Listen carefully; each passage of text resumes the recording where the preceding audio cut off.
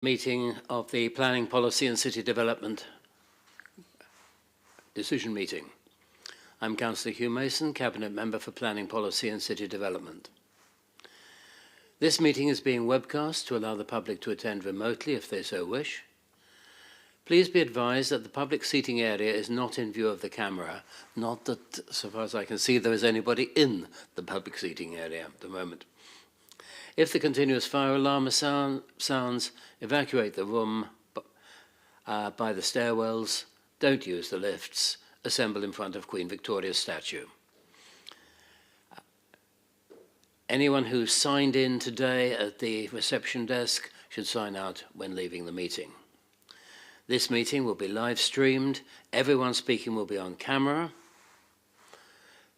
Were the members of the press and public here, they would also be permitted to record the meeting.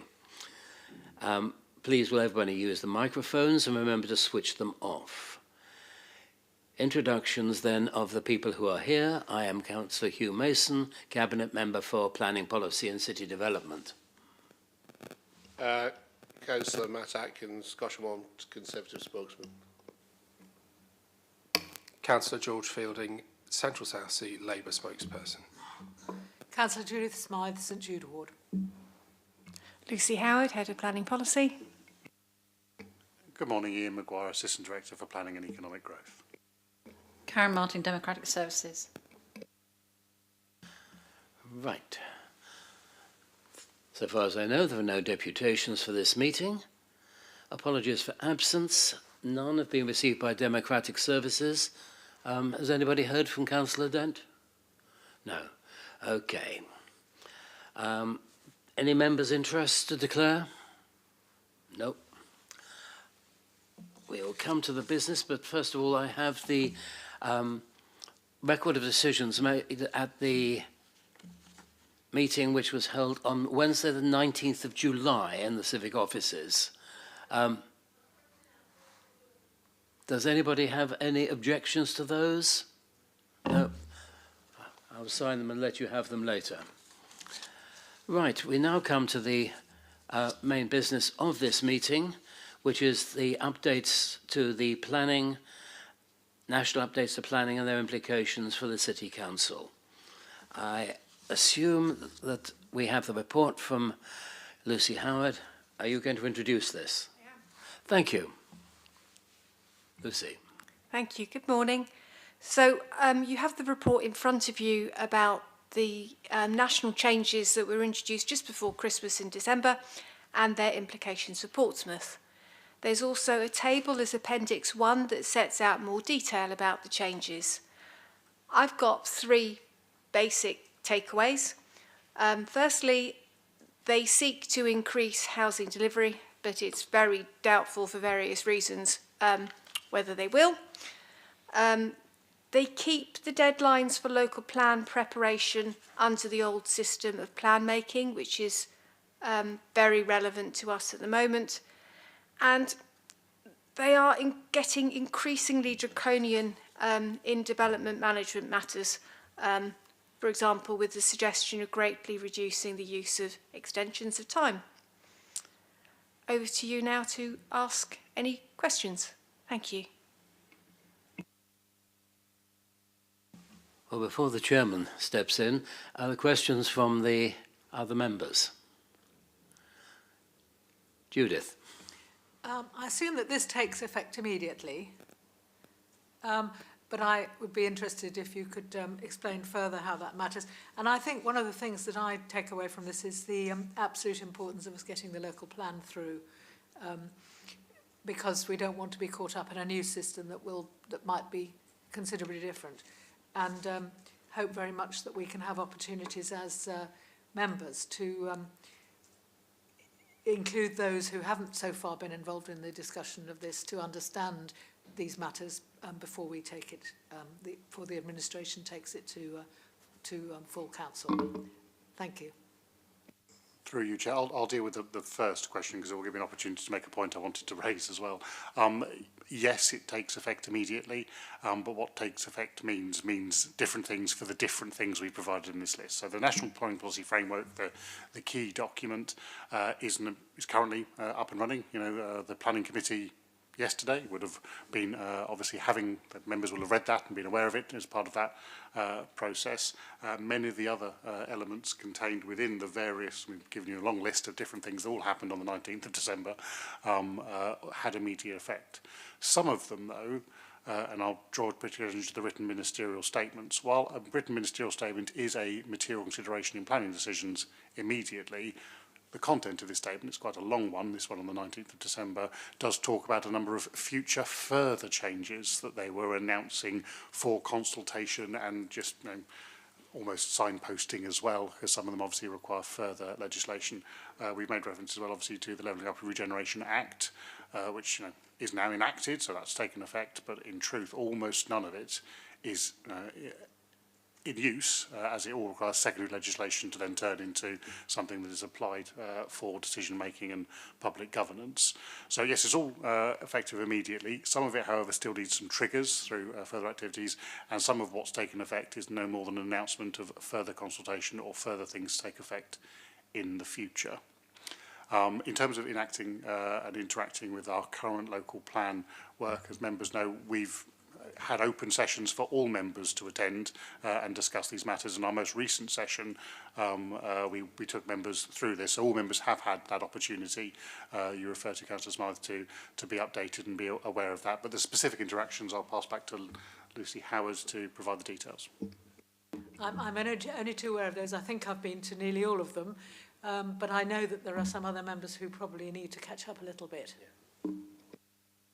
Yes, thank you. The two main deadlines that we need to be very aware of is that we have to submit the local plan for examination by the 30th of December next year.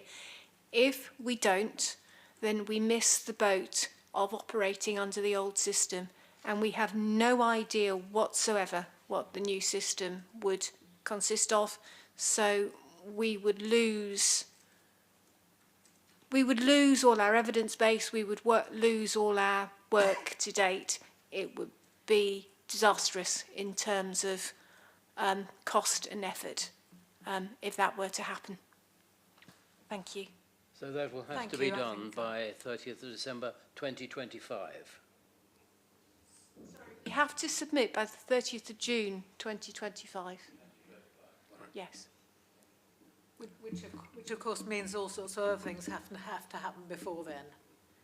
Yes, we need to run the pre-submission consultation and then look through the responses and submit the plan for examination. So yes, there's a whole lot of stuff we need to do before that date. Thank you very much, and I know it's all well in hand, so thank you for your work on that. Councillor Fielding. I just wanted to, for the people that may be viewing this at home, can we just give a bullet point system as to what the major implications will be for the planning department going forward? I know the report details it, but I think it would be worth vocalising that in this meeting, just in case members of the public or press need to be aware of that. Do you mean the changes for the local plan, or do you mean changes generally for planning? Sorry, I mean the changes that came in from the 19th of December, basically. A very valiant request. The bullet points are the 13-page appendix, so I'm not sure we can vocalise them in today's meeting and say there are a large range of issues. There are some broad themes, as Mrs. Howard mentioned a second ago, but there are also some very detailed nuances within there. To be honest, I can read the 13 pages if we wish. I'm not sure that is ideal. No, I agree. I don't think we need to go through the full 13 pages, but even just headline points that may be of... Yeah, well, Lucy's more than happy to provide those headlines. I will say, and with all due respect, these will be those things that she, as a professional policy planner, feels are the most important. Yeah. If I brought my head of building control in, he'd tell you something different. My head of development management would say something different. An ecologist would say something different again. So through that prism, yeah, we can have a go at giving some key issues relating to policy, but I would not pretend that these were the key issues. All those things, as they mature through the system, will become Of course, the most it's a important. perspective from Lucy's point of view, which I think would be much appreciated. Okay, thank you. I'll run through the table, and if you have any queries, because some of it is really techie, then please stop me. And I will focus on my favourite quotes. So I will start with: planning is a noble profession, and its role in making our communities work for every citizen is vital. So I rather like that. I think that's the first time the government's written anything so glowing about planners. So that's good.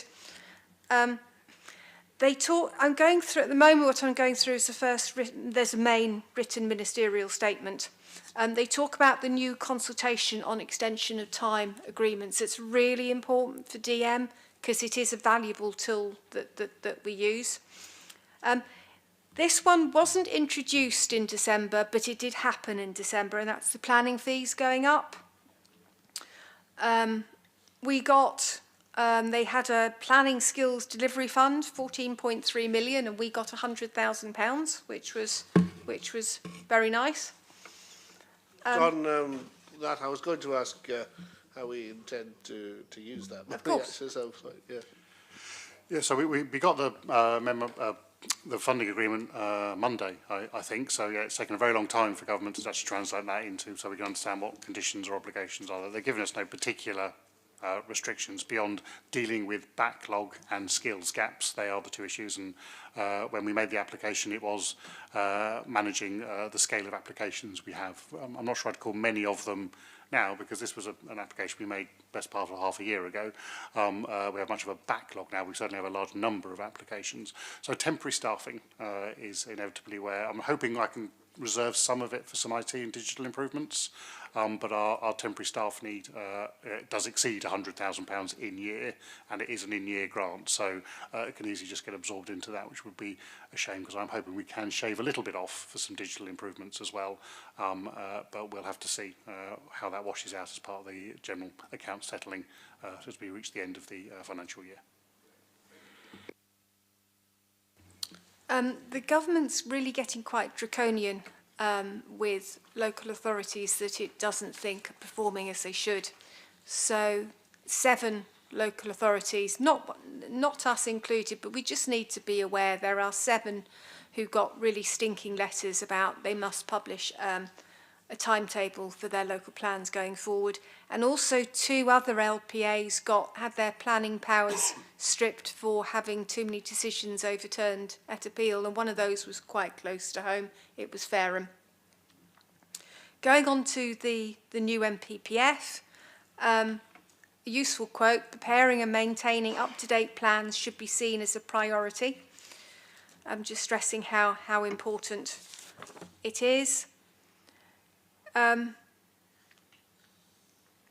Various changes on housing land supply, with introducing a new 4-year housing land supply and making clear that once you have your local plan adopted, this is a really big carrot for us, once our local plan is adopted, that we don't have to prove our 5-year housing land supply anymore for 5 years, because we will have done that at examination. That would be so good. It would make our lives so much easier. Just to make a general point at this point around how there is now still more to come. The MPPF was published on the 19th of December. A correction and revision was made on the 21st of December, and government has announced, and the chief planner, DLUC, has sent an update to all of the chief planners this week, confirming that they are going to provide some further guidance on what 4-year land supply means, because there's a significant divergence, or 2 schools of thought at least, from leading planning barristers on how one would calculate that. So back to my point that while this is a load of change, it is just another step on the continuous continuum of change that is planning. So even something as straightforward as changing from a 5-year to a 4-year land supply calculation, we're only halfway down understanding what that change is, let alone what it actually will have as an implication. Something that's really important for the plan, they proposed this a year ago, but they confirmed it in December, that the outcome of the standard method is an advisory starting point for establishing a housing requirement. That's incredibly important for those local authorities that can't meet their housing need. So it just becomes an advisory starting point. They're still having the uplift on housing numbers for 20 cities. We're not one of the 20 cities. Southampton is, Brighton is, but we are just outside that.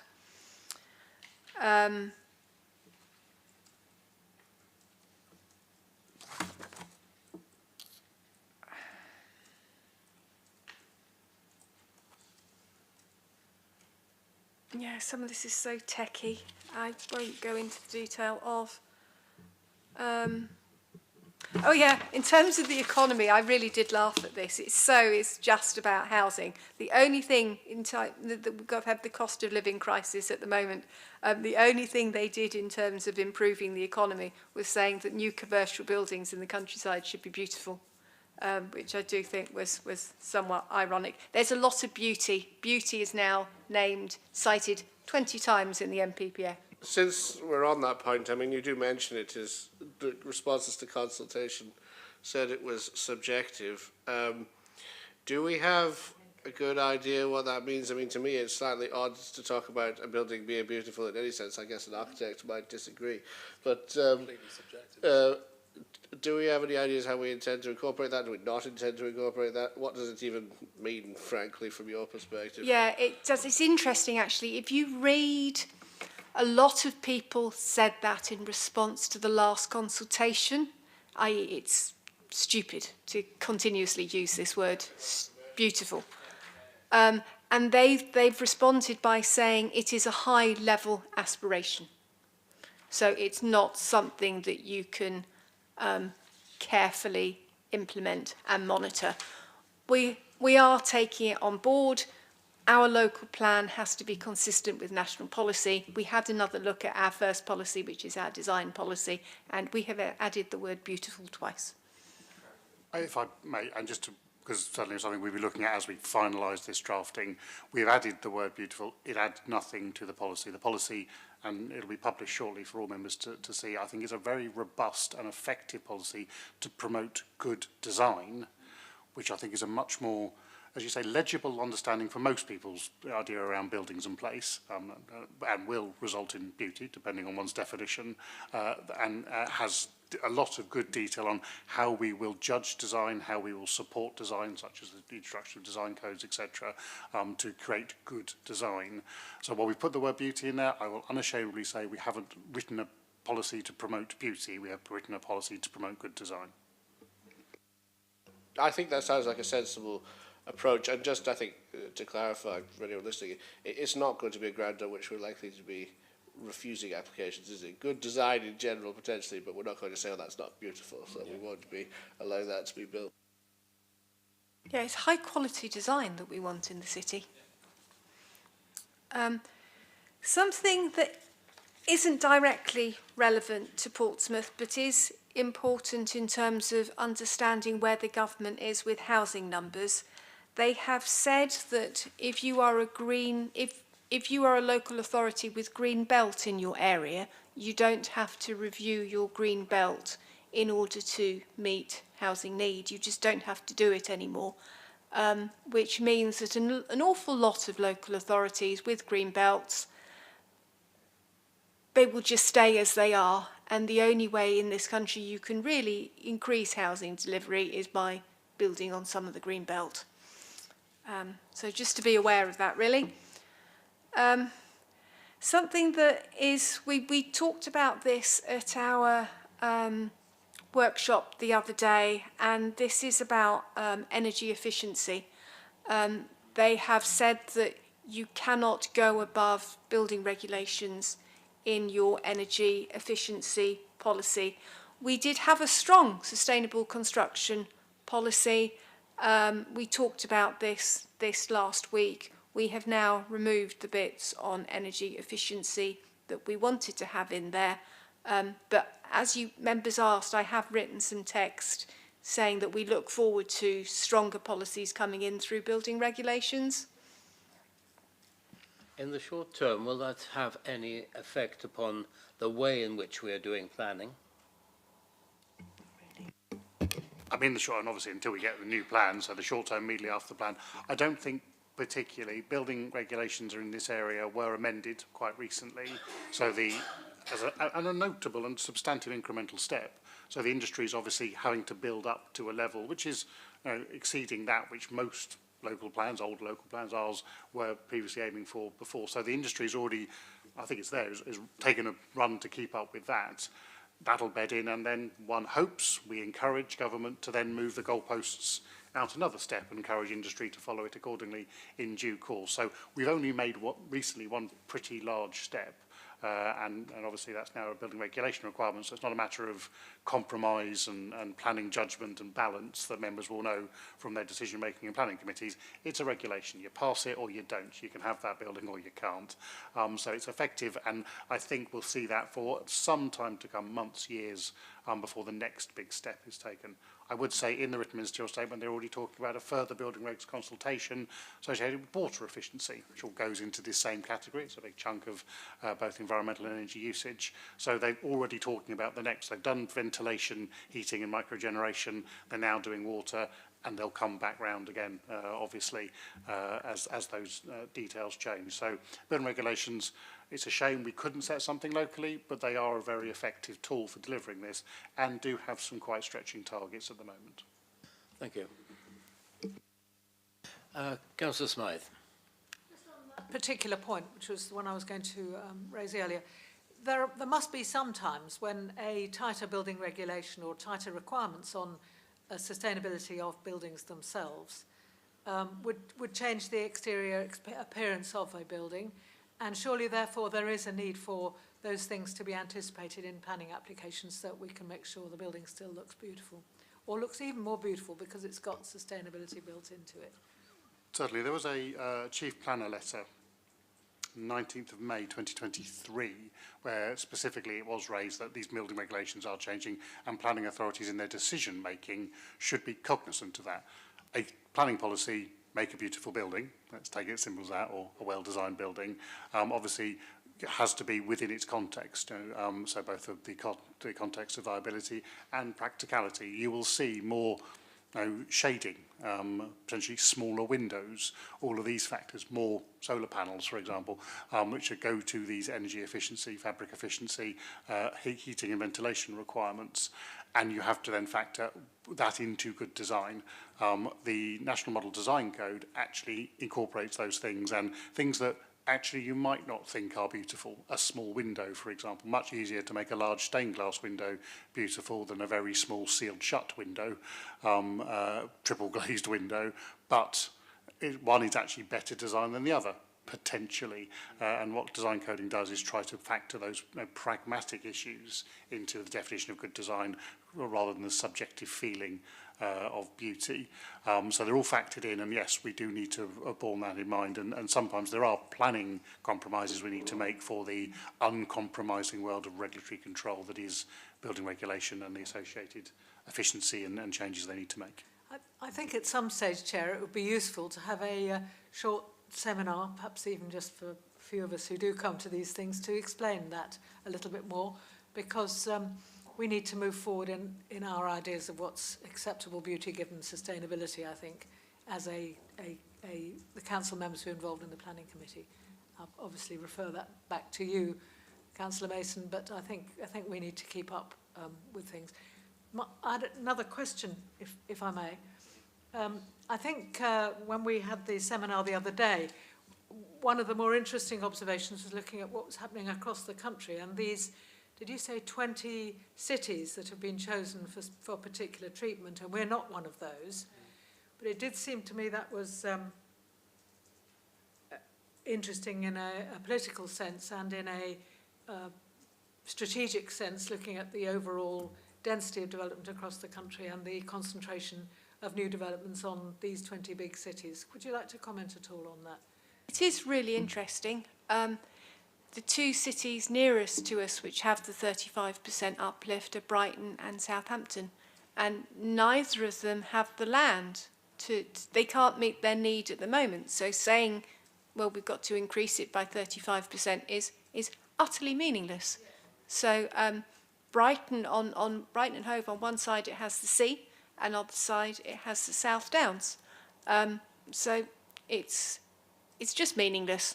And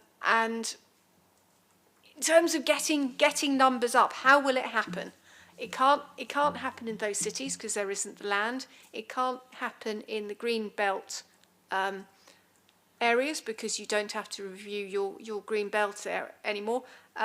But maybe it's through mansard roofs that we can increase our housing numbers, because the document goes on several times about mansard roofs and how we can increase housing supply through mansard roofs. But we need something more than that. To just add to that slightly, obviously the change that we've seen, this urban uplift from the 20 major cities already existed, and I must stress throughout everything we're telling you today, a lot of it is just saying what was already in policy slightly differently. The energy efficiency thing we talked about, that's from a written ministerial statement in 2015. So they've just reconfirmed, no, we do mean that. So the urban uplift, no, we do mean that. The slight change there is they have been clear they're not expecting cities to export to their adjacent, perhaps more rural districts, boroughs, etc. They are expecting them to do it within their boundaries. Now, as Ms Howe just said, obviously that's a bit of a nonsense in a sense, or a very clear statement. Government is expecting the 20 biggest cities to dramatically increase their density, taller buildings, more effective density, because you can have density at lower heights as well. I mean, 35% uplift of a very big number. These other 20 biggest cities in the country, you're not going to do that with a little bit of titivation and mansard roofs. It does require high rise. So it's a very clear policy direction.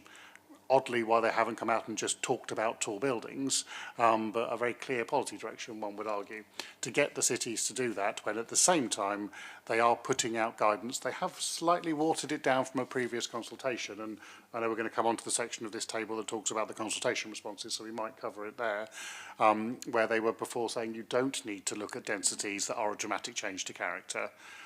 Well, I think you can't have your cake and eat it too. I think in major cities, the 20 largest cities, you do have to have densities that would be a change of character. We in Portsmouth have embraced tall buildings where they are appropriate, and thus don't have a major change to character. If we were to then put tall buildings everywhere else in the change of character, and we're not far off those top 20. We are a major city in this country. It wouldn't take much for a government to say, OK, we'll do the top 30. They're going to catch us then. We certainly can't do 35% more than the numbers we're talking about. I doubt we will do the numbers that we are being asked to deliver under our land constraints. So it is a bit of a slightly disingenuous statement. I think it's not an unclear point. They are asking major cities to put taller buildings any way you cut that cake into their urban areas. So there is a bit of a change of emphasis there.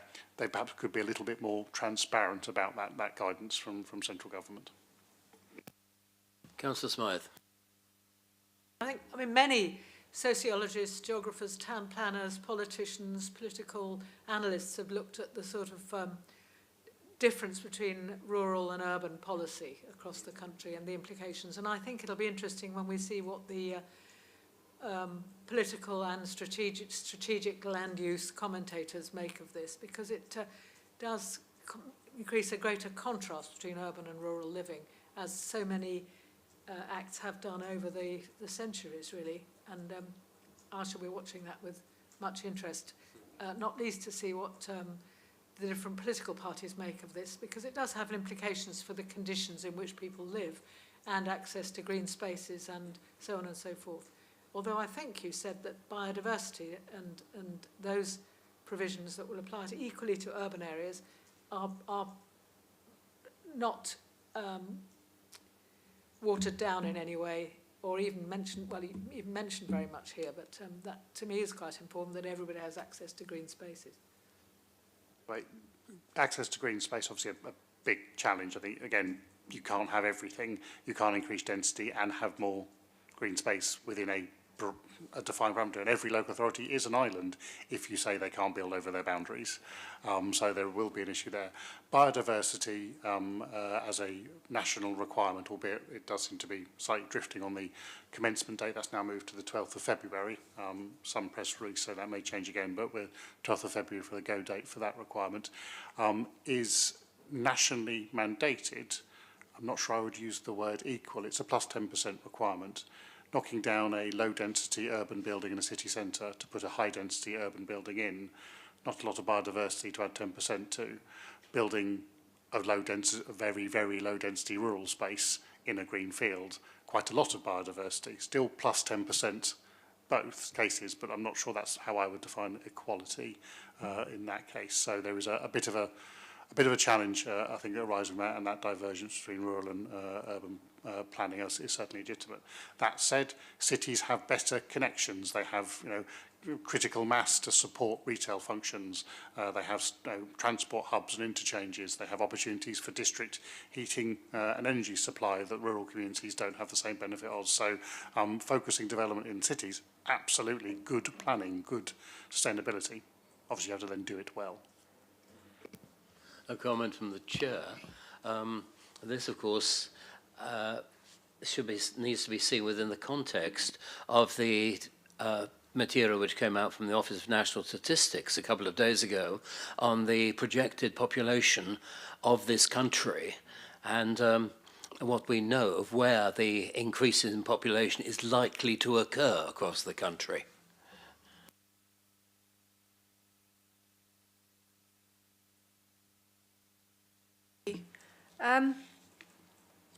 Yes, so we talked about urban uplift. I got quite a good quote here. So in the feedback to the 2022 consultation, several people said that the uplift was arbitrary and unevidenced, which I thought was quite a good criticism of it.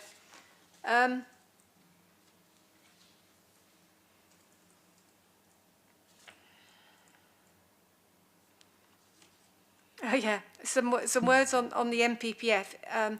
Some people in the feedback to the last consultation said that beauty is subjective and therefore difficult to define and apply practically in the process in the planning process. So the government response is that this is a high-level statement of ambition rather than a policy test, and the government would encourage local planning authorities, communities and developers to work together to decide what beautiful homes, buildings and places should look like in their area. That's very nice. Mansard roofs, terribly important. Quite a lot of stuff on biodiversity, wonderful things they were going to do with biodiversity, but no detail as yet. So they're thinking about it. They're also thinking a lot about what they can do with carbon assessments and climate change adaptation, but absolutely no idea what they're going to do, which is a shame. Confirmation of the dates. So 30th of June 2025 for submission of local plans, and in general the date of 31st of December 26 for adoption.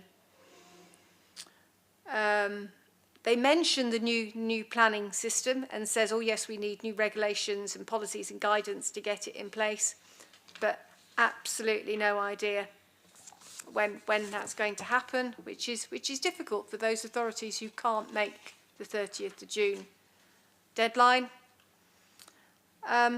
There is other stuff, it's not just planning. So for example, there's the Free Ports Delivery Roadmap that was published, which is relevant to us. And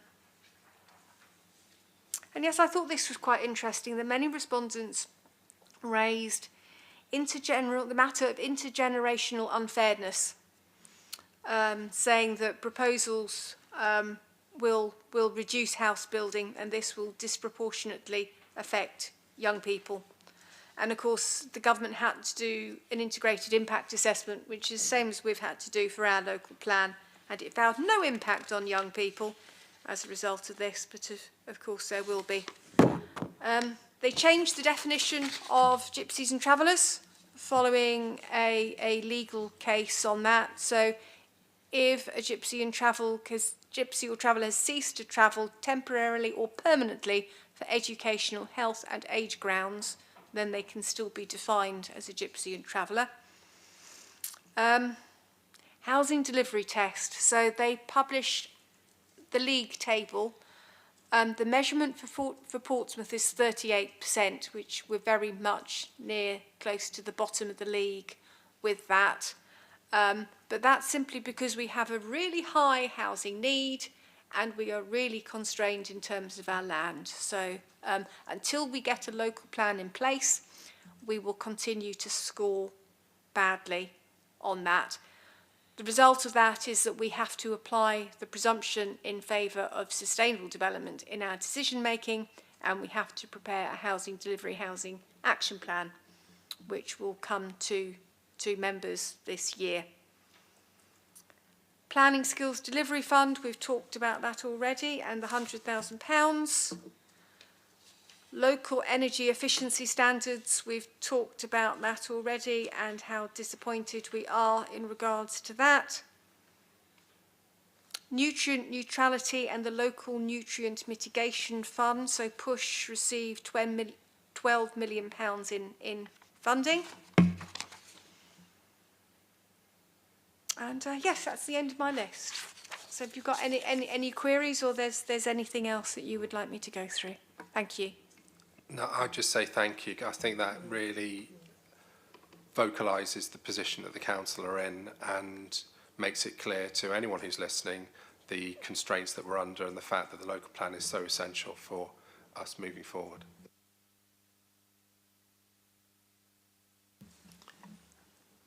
A couple of questions from the chair at this point.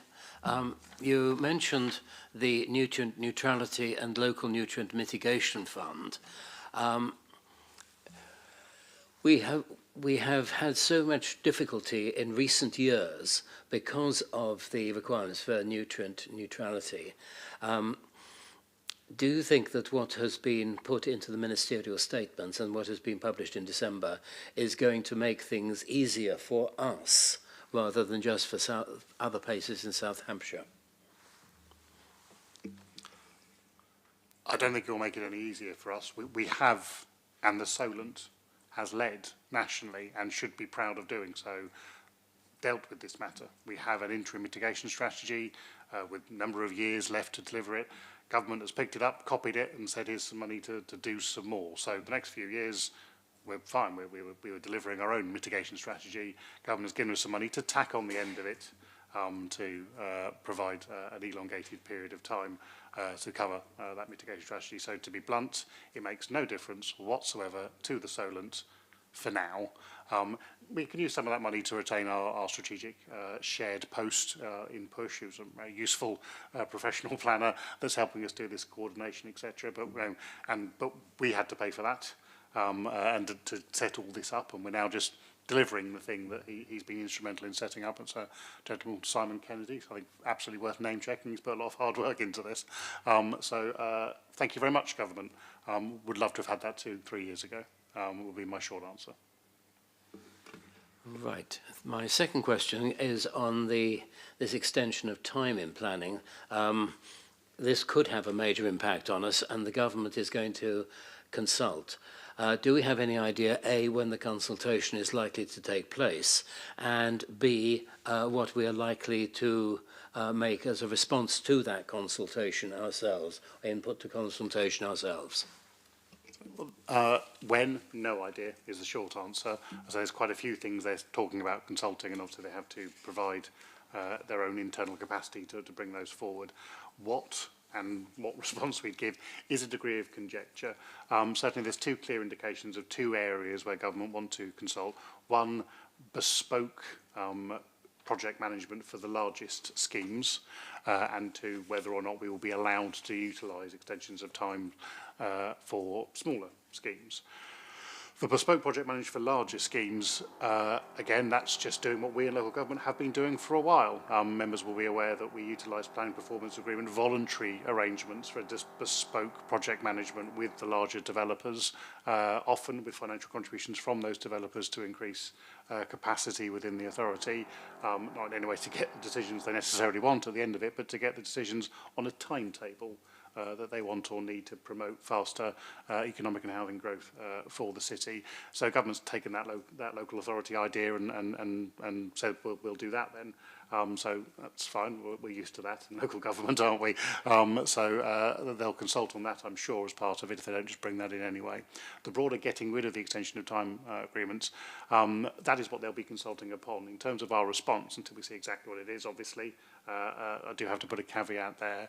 Extension of time agreements are an essential tool to enable us to grant planning permissions. Many applications, most applications we receive are barely valid when they turn up. Most applications we receive are not as good as they could be. And to then have the time to work with applicants to make good better or to make bad acceptable so that we can approve it is a major use of extension of time.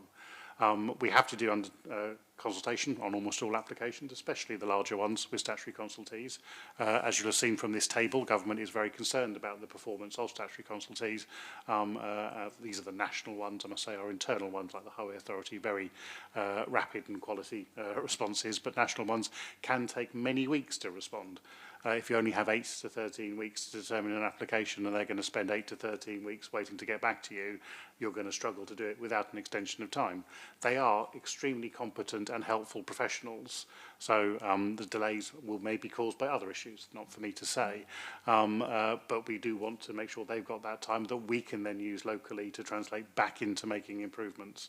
Removing extensions of times as a tool will result in more refusals, will result in worse schemes because we will have insufficient time to seek amendments for that improvement or indeed improvement to allow grant. That said, extensions of times are something that are masking underperformance. A significant number of applications in Portsmouth are delivered under extensions of times. Many, most, all of those are necessary for those improvements.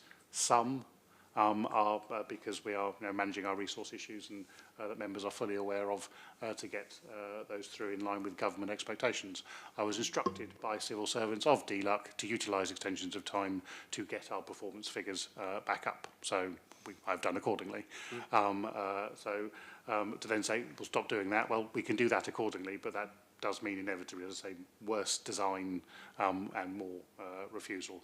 They do mask statistical returns, so I wouldn't want to defend them entirely without caveat or limitation, but they are an essential part of the quality of decision making.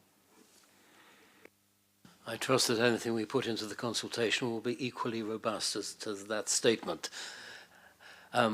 Members, any other questions? Yes, Councillor Atkins.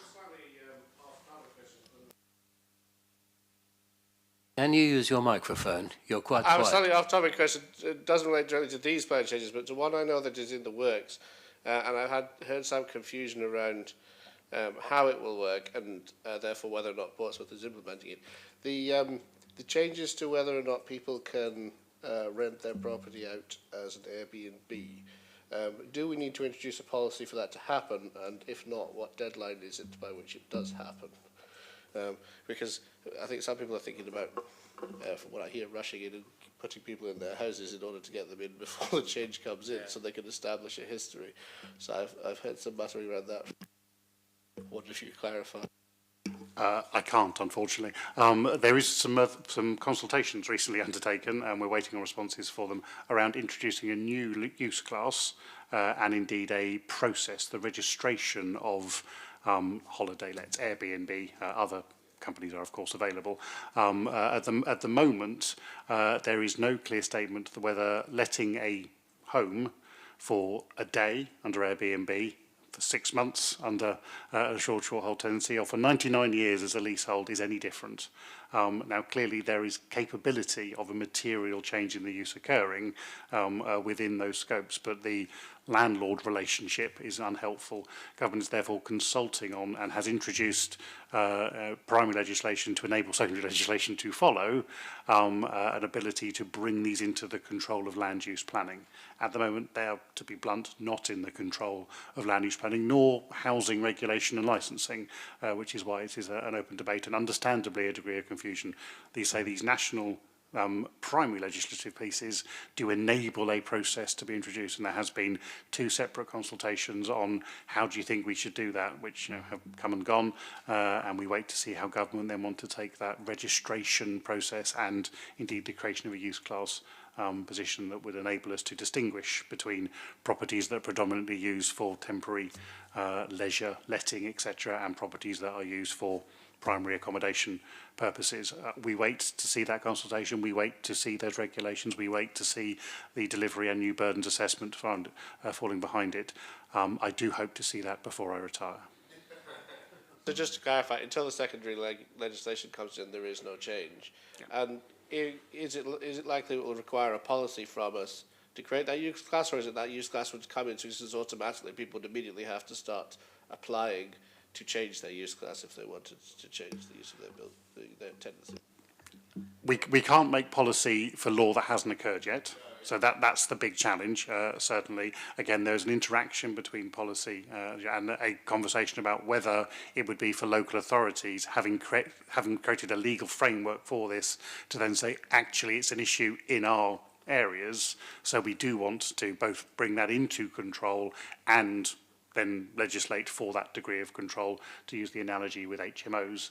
Of the 322 local authorities in the country, 53 of them say, actually, HMOs are a problem for us. We're going to put a policy in play to manage the number of HMOs. 279 just aren't bothered. It isn't an issue for them. And the same Airbnb and other short let may not be an issue for 300 out of those 322. So there's an interplay there. We will have to wait to see. It certainly won't form part of this local plan. Councillor Smythe. This links with the number of vacant properties that people become aware of when they're canvassing. There are more vacant properties than we think. We have information about that, but likewise, if we're short of housing, it doesn't take much to think that there should be some form of consequence there. Thank you. One final question, just because you did mention them a few times in your briefing.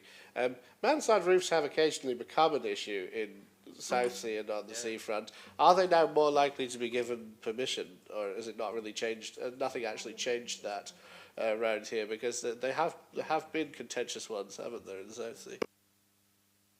Government's national planning policy framework, which is obviously an extremely weighty material consideration in all professional advice my officers provide to you, highlight the intrinsic beauty and importance of mansard roofs. I cannot say, therefore, that they would be anything but more likely to be granted permission.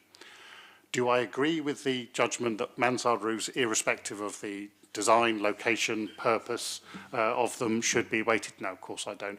We're in a bit of a nonsense to have picked out one upward extension methodology as being better than others, and it absolutely is a really appropriate way of extending a certain form of housing you see not infrequently in Westminster, but would be entirely inappropriate in other historic areas or Cotswolds villages or the majority of the country. So yes, we do need to give its more generous interpretation. Upward extension of existing buildings is a really easy way to gently densify, to provide homes, to increase floor spaces in urban settings, and many of that, and mansard roofs would be very appropriate where you have a lot of parapet flat roof housing, for example. That's where they come from historically. Whether that's applicable everywhere in Portsmouth is absolutely not. There are certainly some places where mansards are very appropriate, and indeed part of the existing street ceiling character. I just got to make the point as well that they're quite expensive to do, aren't they? Which is why it's only the seafront in certain areas in Portsmouth that have become more of an issue. So it's only for a high value housing area, it's creating quite high value housing, isn't it? Quite often, mansard roofs. Housing Smythe. associations in the 80s, 90s and early 2000s produced mansard roofs to get around planning controls all over Hampshire. I know because I was responsible for many of them.